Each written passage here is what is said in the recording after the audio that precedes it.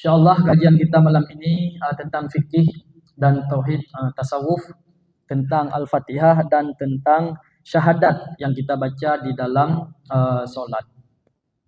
Hadis dari Abi Hurairah. Abi Hurairah ini di antara sahabat Nabi yang paling banyak meriwayatkan hadis. Berarti hadis ini kuat.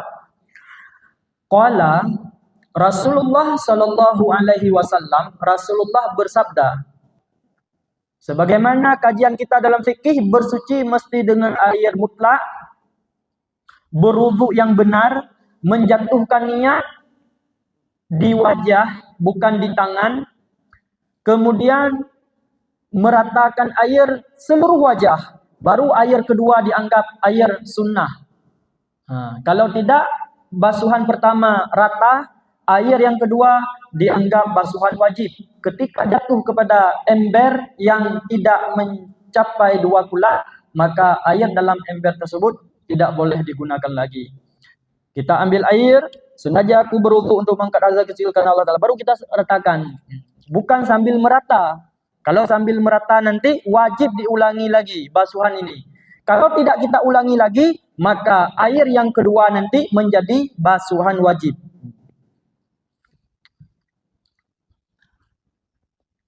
Kemudian ketika kita ragu-ragu di dalam berwudu, di mana letak tempat yang kita ragu-ragu dalam keadaan wudu masih berlaku, belum selesai, itu wajib kita ulangi tempat yang kita ragu-ragukan.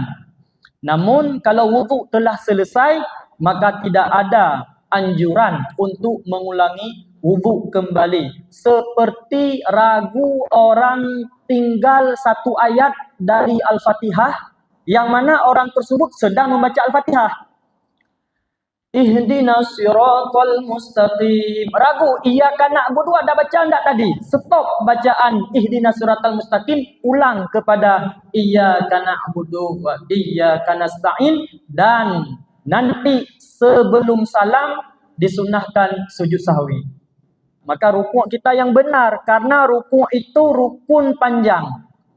Sebab dalam solat dari 13 rukun ada 2 rukun pendek. Mana rukun pendek? I'tidal dan duduk di antara 2 sujud. I'tidal melebihi daripada ketentuan syar'i, maka hukumnya batal sembahyang. Sujud adalah rukun yang panjang. Di antara 13 rukun solat, yang paling dekat hamba dengan Allah ketika hamba melakukan sujud. Faman addaha bihaqqiha. Barang siapa yang menunaikan akannya solat dengan haknya solat. Tadi hak solat itu ada 3. Ada hak sebelum solat, ada hak di dalam solat, ada hak setelah solat. Hak sebelum solat sepertiga, 3/3, taharah yang benar. Kemudian hak di dalam solat. Hak di dalam solat kita mengerjakan 3 rukun solat secara global, secara terperinci 13. Yang pertama, kita melakukan rukun qalbi, niat yang benar ketika takbiratul ihram. Yang kedua, kita melakukan rukun qauli yang benar, yaitu takbiratul ihram, Al-Fatihah beserta bismillah, tahiyat akhir, selawat kepada Nabi pada tahiyat akhir, dan salam. Kemudian kita melakukan rukun fi'li yang benar. Ada 7. Yang pertama berdiri, yang kedua rukuk, yang ketiga i'tidal, yang keempat sujud, duduk di antara 2 sujud, kemudian duduk tahiyat akhir, dan tertib. 7 itu mesti kita lakukan yang benar. Itu hak di dalam solat yang wajib. Dan ada hak di dalam solat yang sunnah, baik sunnah hayat atau sunnah ab'ad. Sunnah hayat, sunnah ketika kita tinggalkan, tidak perlu kepada sujud sahwi dan tidak perlu diulangi apabila ditinggalkan. Dan yang kedua sunat ab'ad. Yang mana sunat ab'an ini kalau kita tinggalkan, tidak boleh kita ulang lagi, tetapi kita disunnahkan untuk sujud sahwi. Itu hak di dalam solat. Kemudian hak di dalam solat lagi, hubur hati, ingatan hati kita kepada Allah. Nah, kalau kita telah menunaikan hak di luar solat, sebelum solat, hak di dalam solat, nanti ketiga hak setelah solat. Apa hak setelah solat? Istighfar.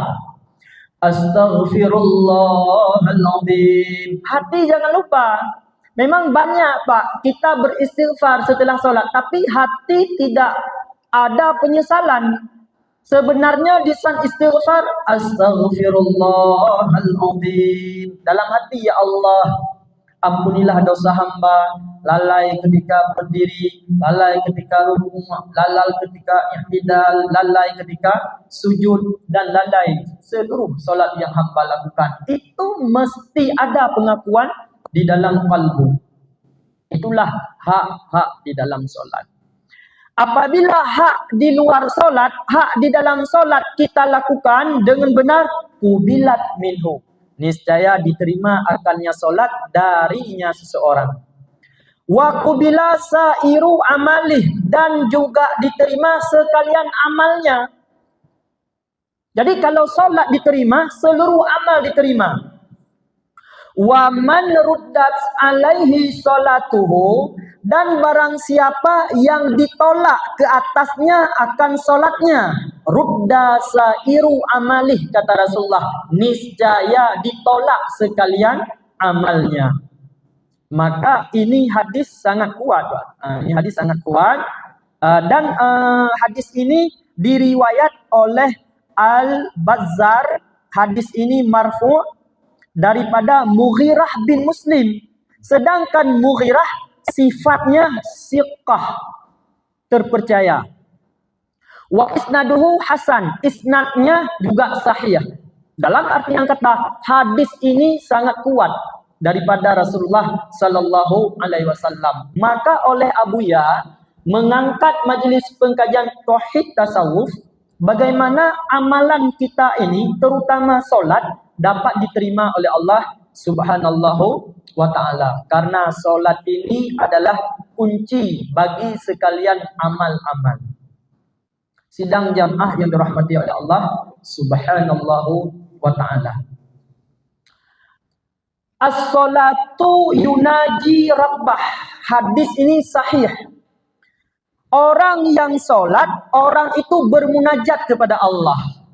Maka kajian kita malam ini tentang Al-Fatihah, Pak. Penafsiran Al-Fatihah. Rasulullah sallallahu alaihi wasallam bersabda, yaqulullahu ta'ala, berarti ini hadis kudusi dari Allah langsung ke dalam hati Nabi. Apa Allah berfirman? Qasamtus salata baini wa baina abdi wali abdi mas'alah.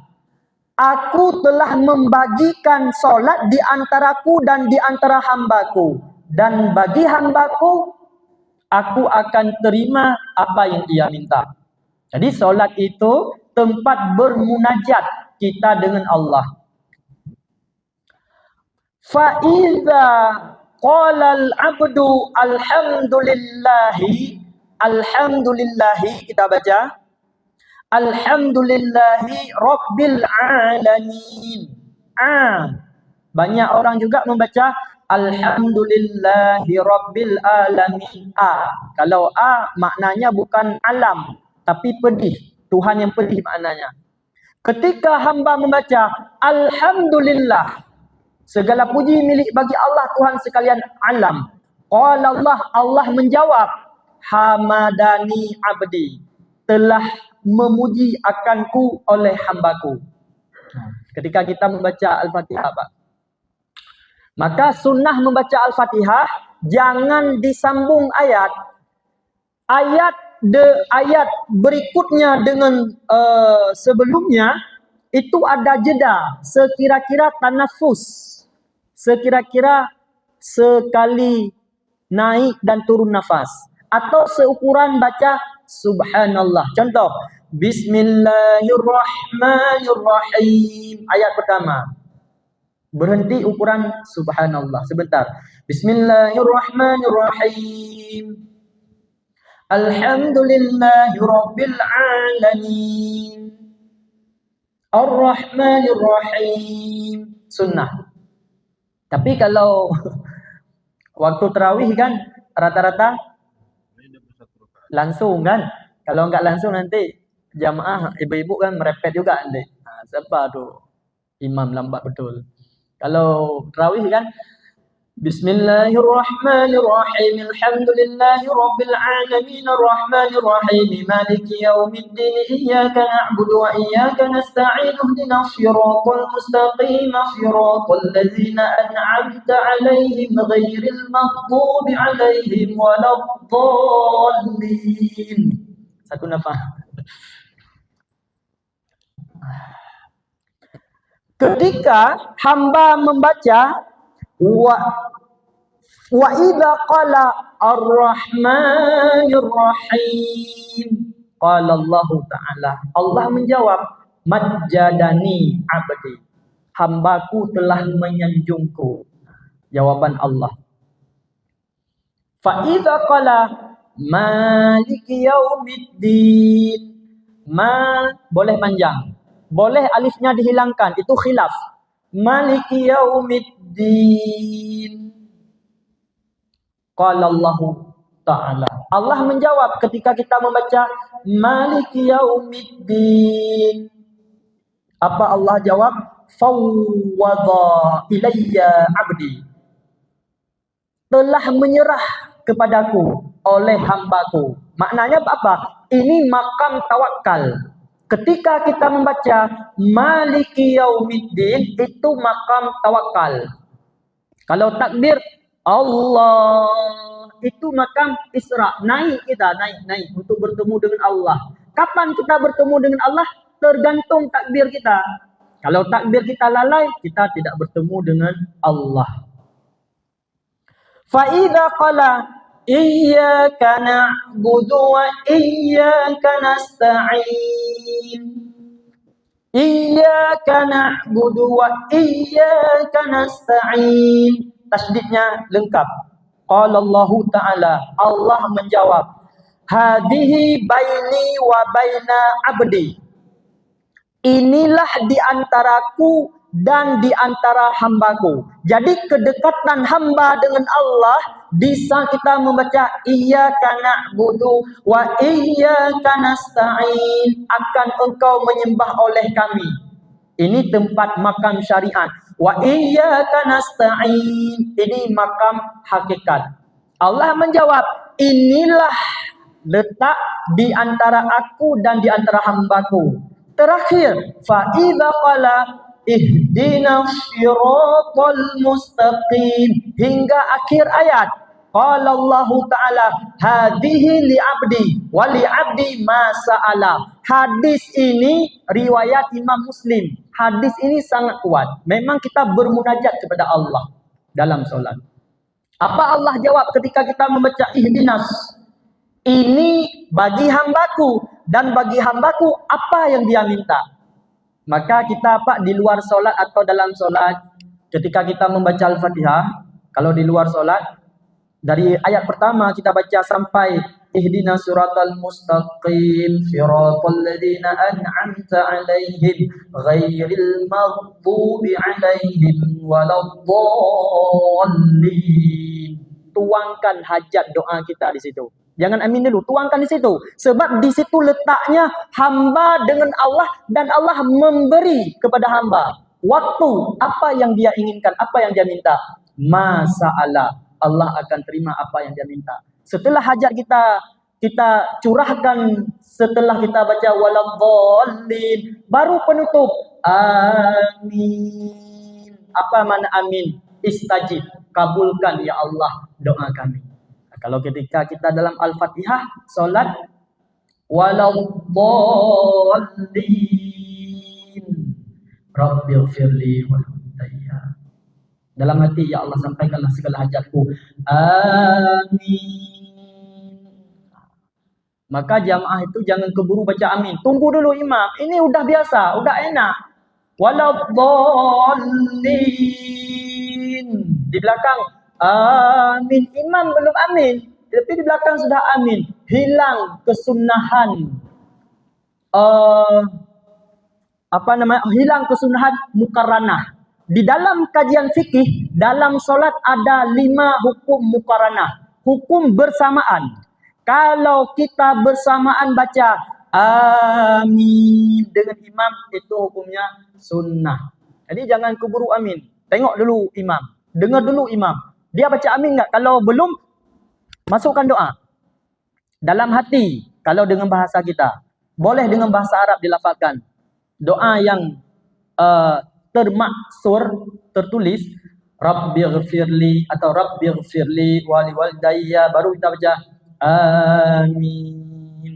Kita minta ampun saja, minta dihapuskan dosa. Ketika dosa dihapus, diganti oleh Allah dengan rahmat dan ridhanya Allah subhanallahu wa ta'ala. Inilah yang perlu kita pahami. Fala yazalu musalli yunaji rabbah. Maka senantiasa orang yang solat, dia bermunajat kepada Allah. Coba kita lihat, di saat kita duduk di antara 2 sujud, apa doa kita? Rabbighfirli warhamni. Itu bahasa-bahasa munajat. Wa yutlabu qurbahu, dan menuntut oleh orang yang solat akan kedekatan dengan Allah.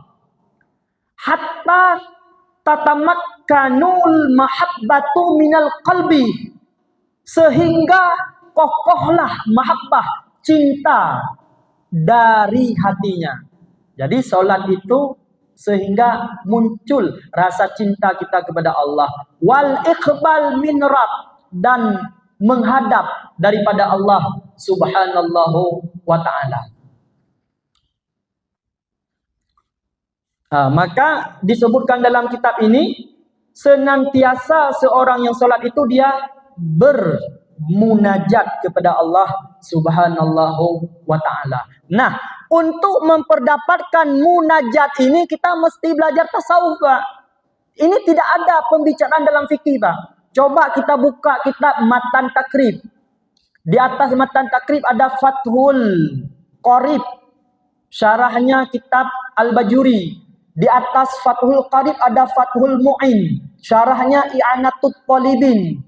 Dan kitab Al-Mahali, banyak kitab fikih, Pak. Tidak ada uraian yang seperti ini. Kenapa? Fikih membatasi, mengajarkan kita bagaimana kita melakukan solat sah.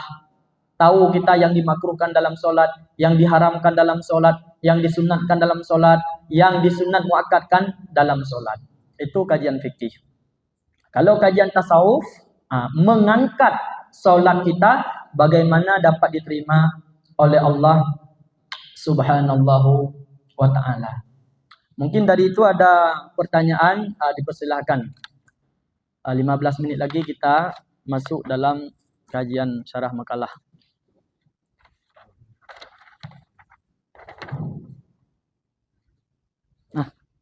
Ya.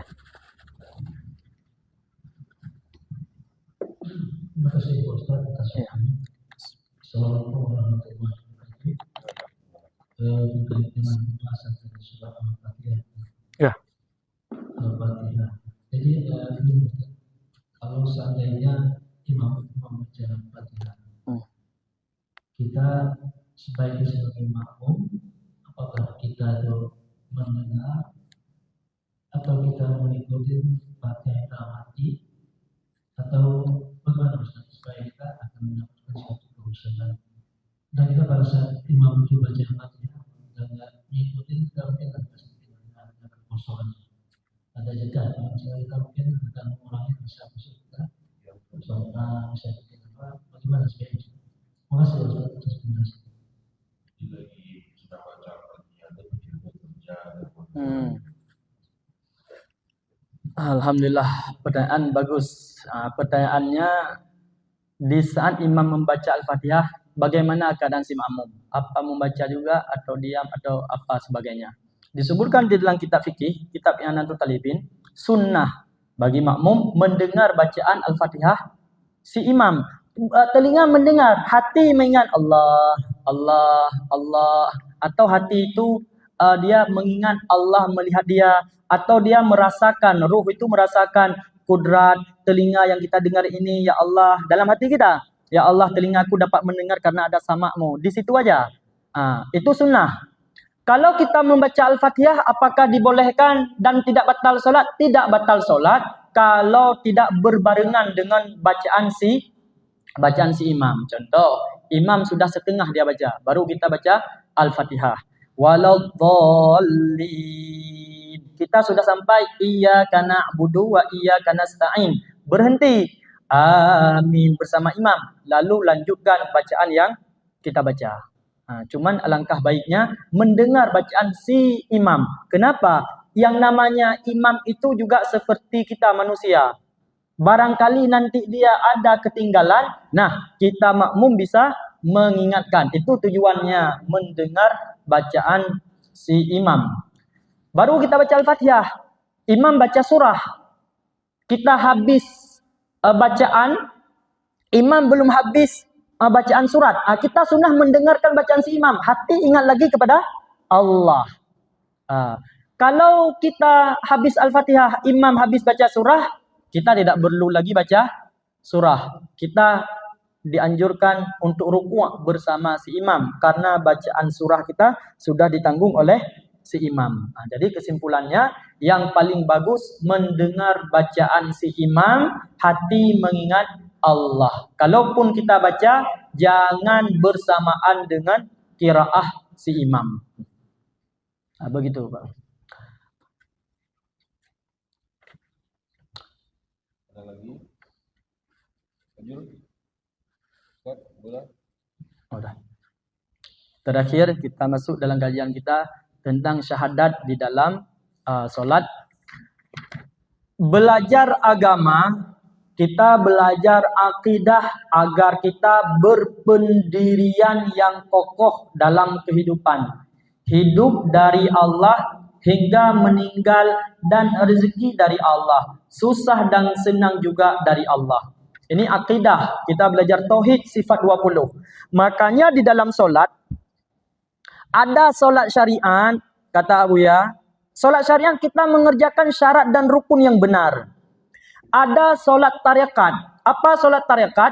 Ingatan hati kita kepada Allah. Hubur hati kita kepada Allah. Itu namanya solat tarekat. Karena tarekat itu letaknya di dalam kalbu. Kemudian solat hakikat. Apa itu solat hakikat? Memandang bahwa ibadah itu dari Allah, bukan dari kita. Kalau kita memandang ibadah itu dari kita, itu merupakan kesalahan yang besar. Karena kita merasa wujud. Wujuduka dzambun laka, kata Rasulullah. Wujudmu dosa bagimu. Apa makna wujudmu dosa bagimu? Bukan ada tubuh kita. Merasa diri kuat, diri lemah, diri berilmu, diri mendengar, diri melihat, diri berkalam, diri melakukan ibadah, itu dosa. Jadi solat hakikat adalah ruh kita dapat melihat sifat-sifat Allah. Kalau hati cuma bisa mengingat. Kalau yang namanya merasa itu sudah masuk ruh. Kalau bapak umpamanya merasa tiba-tiba merinding bulu kuduk kita, itu ruh yang merasakan, bukan hati. Jadi solat hakikat itu kita mesti memandang ibadah itu datangnya dari Allah, dari sifat-sifat Allah, tajalli sifat Allah di dalam solat kita. Sehingga kalau kita memandang ibadah itu datang dari Allah, hilang kita di dalam menyaksikan ibadah datangnya dari Allah, barulah orang tersebut hidupnya bersama Allah. Itu kita latih, Pak, sebenarnya dalam solat itu. Awalnya kita melihat ibadah dari kita. Kemudian kita kembalikan bahwa kita tidak dapat bergerak, kita tidak dapat iradah, kita tidak dapat melihat, kita tidak ada ilmu, kita tidak dapat mendengar, kita tidak dapat membaca bacaan, kecuali itu semua kalam Allah tajalli di mulut, mulut dapat membaca. Sama Allah tajalli di telinga, telinga dapat mendengar. Basar Allah tajalli di mata, mata dapat melihat. Ilmu Allah bertajalli kepada akal kita sehingga akal dapat mengingat, mengetahui dan bermacam-macam. Tubuh kita di saat tajalli sifat Allah hayat, hidup, maka tubuh kita bisa berhidup, bisa hidup. Di saat tajalli kudrah Allah, mampu kita untuk berdiri, mampu kita untuk melangkah. Di saat kita bawa mobil, bawa motor, rasakan itu dalam hati. Maka orang yang dapat merasakan dalam perjalanannya, geraknya datang dari Allah, orang tersebut bersama Allah. Itu yang sangat dicintai oleh Allah Subhanahu wa ta'ala. Yang kedua, belajar hukum syara', fikih, agar kita dapat melakukan sesuai perintah Allah, baik dalam segi ibadah atau dalam segi muamalah. Yang ketiga, belajar tasawuf untuk dapat memperbaiki nafsu agar kita dapat berhubungan baik dengan Allah. Maka kata Abuya, nafsu baru bisa baik ketika nafsu bersama Allah. Kalau nafsu masih bersama tubuh, nggak akan baik dia. Bagaimana nafsu bersama Allah? Lihat dulu nafsu itu siapa? Nafsu itu adalah ruh. Ruh. Nafsu ruh ini masuk ke dalam tubuh menjadi nafsu. Ruh masuk ke dalam tubuh menjadi, ketika berkeinginan itu nafsu. Ruh ketika masuk dalam tubuh disebut nyawa. Ketika berkeinginan disebut nafsu. Ketika dia berfikir disebut akal. Ketika dia mengingat disebut qalbu. Nah, bagaimana kita mengembalikan ruh itu kepada Allah? Merasakan kudrah, iradah, ilmu, hayat, sama, basar, kalam yang duduk di tubuh ini datangnya dari Allah. Kita kembalikan kepada Allah, barulah orang tersebut bersama Allah. Ini nafsunya sudah baik. Kenapa nafsunya baik? Karena 7 sifat itu tidak berada lagi di tubuh. Walaupun 7 sifat tersebut masih berfungsi di tubuh, tapi dia memandang kudrat yang bergerak-gerak di tubuhku ini datangnya dari Allah Subhanahu wa ta'ala. Itu Pak semakin kuat akidah kita, Pak. Jadi akidah kita melemah. Jadi wujud qidam sifat 20 itu kalau dihafal aja Pak, anak-anak menghafal juga. Burung yang bisa bicara itu apa namanya? Burung beo. Itu coba Bapak beli rekaman wujud qidam Bapak, letakkan di dekat sarang dia. Wujud qidam, dia bisa hafal tuh Pak. Kalau ada burung itu kan, Assalamualaikum warahmatullahi, dia bisa jawab Waalaikumsalam warahmatullahi, karena diajarin. Begitu juga burung itu, kalau sering kita perdengarkan wujud qidam Bapak, dia bisa juga mengucapkan. Kita bisa juga. Bedanya di mana? Bisa enggak burung itu merasakan? Tidak bisa Pak. Kalau kita manusia diberi akal yang sempurna. Sidang jamaah yang dirahmati oleh Allah Subhanahu wa ta'ala. Mana? 10 menit lagi baru kita berzikir. Masuk kepada kajian kita syahadat yang sering-sering kita baca. Asyhadu an la ilaha illallah. Ingat Pak, kajian tasawuf itu Pak 3 saja dia. Yang pertama, takhalli. Takhalli itu mengosongkan hati daripada penyakit-penyakit hati. Yang kedua, tahalli, menghiasi hati daripada sifat-sifat yang terpuji. Saya tulis sampai ming. Ini aja. Ini 10 menit lagi. Baru kita berzikir. Pengajian nggak sampai 1 jam, cuman 40 menit.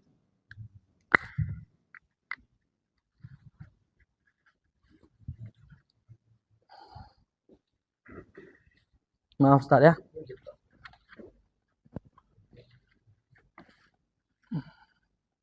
Bismillahirrahmanirrahim. Kita tulis kajian dalam tasawuf yang pertama.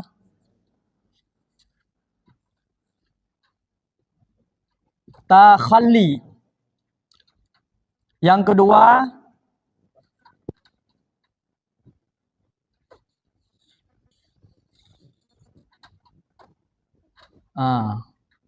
tahalli.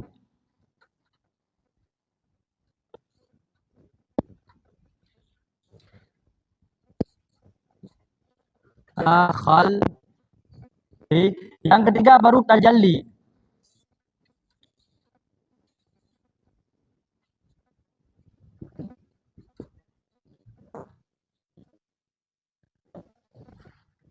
Takhalli, mengosongkan hati daripada penyakit-penyakit hati. Itu namanya takhalli. Sombong. Dia Pak, kita harus dapat bedakan Pak. Sombong itu bahasa kita. Cuman kalau dalam bahasa Arab ada kibrin, ada takabbur. Apa kan?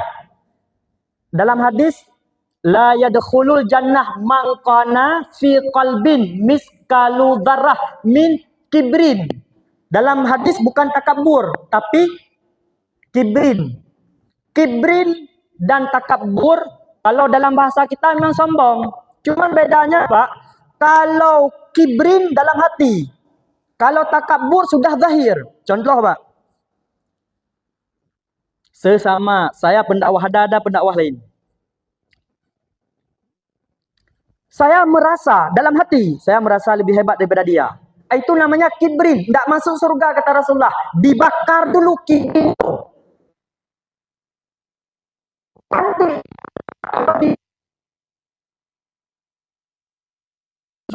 Astaghfirullahaladzim.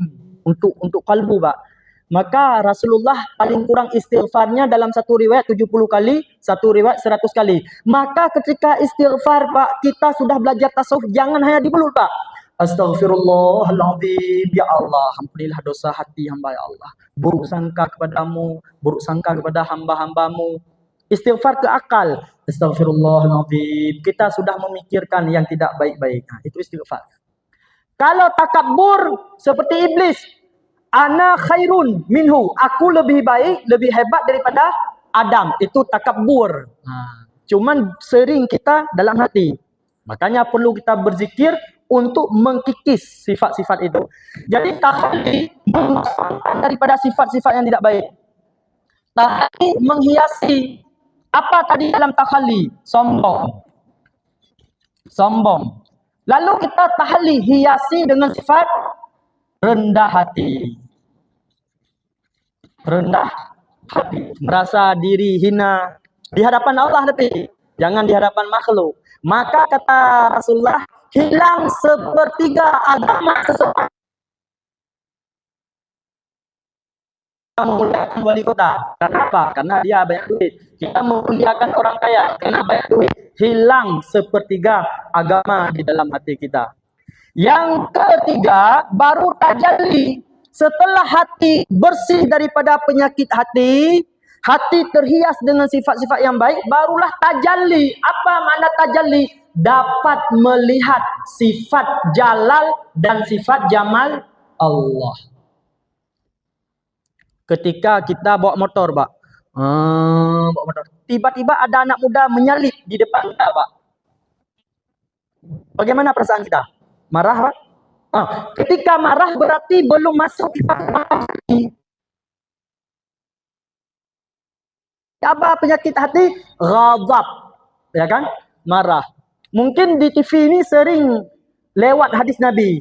La taghdab walakal jannah. Nah, sering kalau nggak salah di masjid-masjid saya tengok ada hadis. Jangan marah, surga bagimu. Kalau orang sudah tajalli, dia dapat memandang. Nggak marah dia. Kenapa? Karena pemuda itu dapat bergerak dia karena digerakkan oleh Allah. Jadi hakikat itu kata Abu ya, hilang. Syariat itu akan hilang dengan hakikat. Maknanya apa? Perbuatan salah si anak muda tadi akan hilang dalam pandangan kita ketika tajalli sifat kudrah Allah. Sehingga kita tidak marah. Cuma kadang-kadang kita silap juga. Masuk iblis. Sebab iblis dia tidak akan pernah melepaskan kita. Tidak akan, Pak. Maka oleh Imam Al-Ghazali mengatakan jangan lalai daripada tipu daya iblis. Sebab iblis tidak pernah lalai daripada mengawasi engkau. Ketika solat kan, kalau iblis enggak sanggup ketika solat, dia akan berusaha selepas solat. Astaghfirullahalazim. Dia buat hati kita lalai. Itu tugas iblis.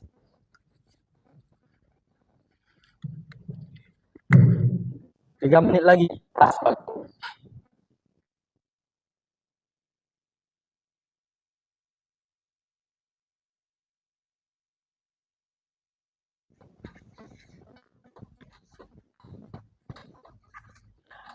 Asyhadu an la ilaha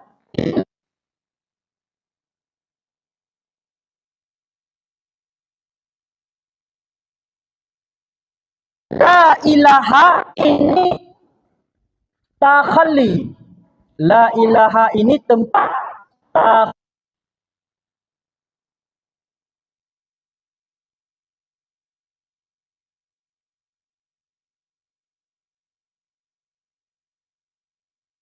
kosongkan tiada Tuhan.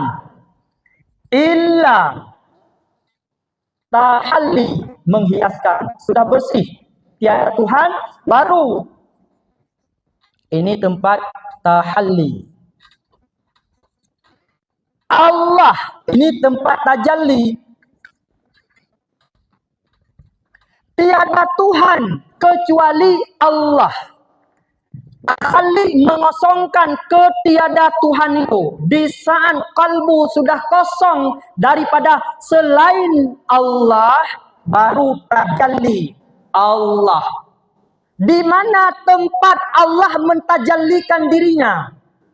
Wa asyhadu anna Muhammad Rasulullah.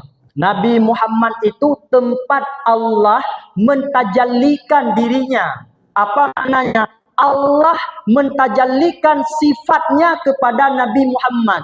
Maka Nabi Muhammad itu sifatnya seperti Al-Quran. Takhalluq bi akhlaqillah. Berakhlaklah engkau dengan akhlak Allah. Mana akhlak Allah? Ar-Rahman Ar-Rahim. Aku bersaksi tiada Tuhan kecuali Allah. Ini Pak syahadat orang non-muslim masuk Islam. Ini syahadatnya. Karena dulu dia menyembah patung, menyembah selain Allah, syahadatnya aku bersaksi bahwa tiada Tuhan yang disembah, tiada Tuhan patung yang dulu aku sembah kecuali Allah. Lalu makna yang kedua, aku bersaksi. Yang bersaksi siapa? Aku. Yang mana aku? Kudrah, iradah, ilmu, hayat, sama, basar. Itu kita rasakan. Asyhadu an la ilaha illallah di dalam solat. Kita mesti merasakan. Aku bersaksi bahwa tidak ada kudrahku, iradahku, ilmuku, hayatku, samaku, basarku, kalamku.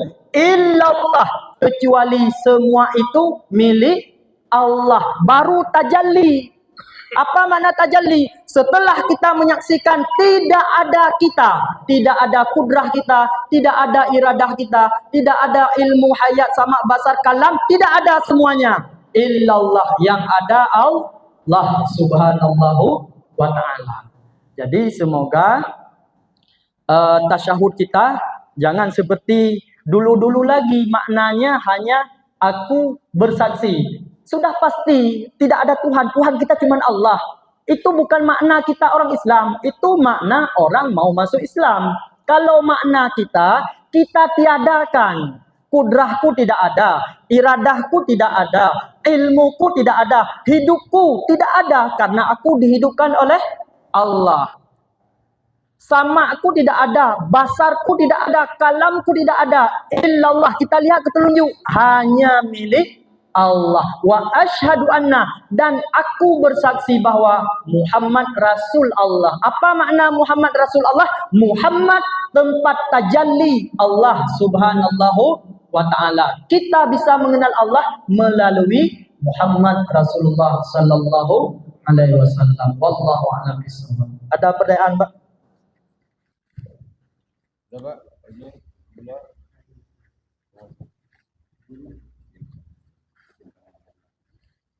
Oh. Disimpan. InsyaAllah paham, Pak. Alhamdulillah. Yang penting itu aja, Pak. Pokoknya walaupun satu aja paham dah cukup. Sebab Syatiq Al-Balkhi pernah ditanya oleh gurunya, kamu telah belajar pada aku 30 tahun. Apa yang kamu dapatkan? Berapa banyak ilmu yang kamu dapatkan? Cuman 8, Pak. Yang berfaedah. Dengan 8 itu, dia merdeka dari dunia dan merdeka daripada akhirat. Dia mendapatkan dunia, dia mendapatkan akhirat. InsyaAllah nanti kita baca kitab Imam Al-Ghazali Ayyuhal Walad tentang Syatiq Al-Balkhi, ditanya oleh gurunya tentang dia mendapatkan ilmu. Tapi alhamdulillah kalau Bapak sekali pertemuan mendapatkan satu ilmu, 8 kali pertemuan itu berapa lama? 4 bulan ya?